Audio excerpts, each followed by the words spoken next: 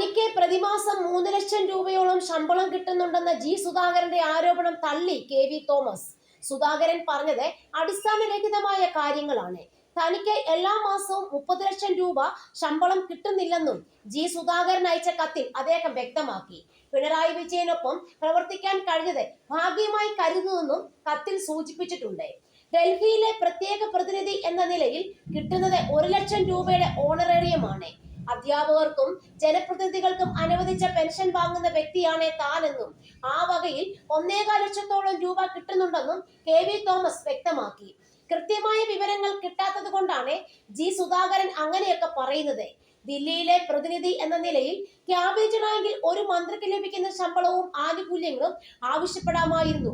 എന്നാൽ അതിനൊരു കാരണമുണ്ട്. അങ്ങനെ വന്നാൽ നിലവിലെ MP, MLA പെൻഷനുകൾ വേണ്ടെന്ന് വെക്കേണ്ടി വരും.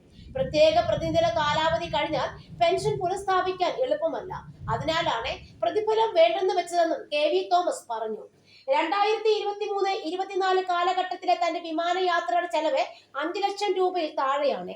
തന്റെ അക്കൗണ്ട് ഹെഡിൽ തന്നെയാണ് മറ്റുദ്യോഗസ്ഥരുടെ യാത്രാ ചെലവും ഉൾപ്പെടുന്നത്.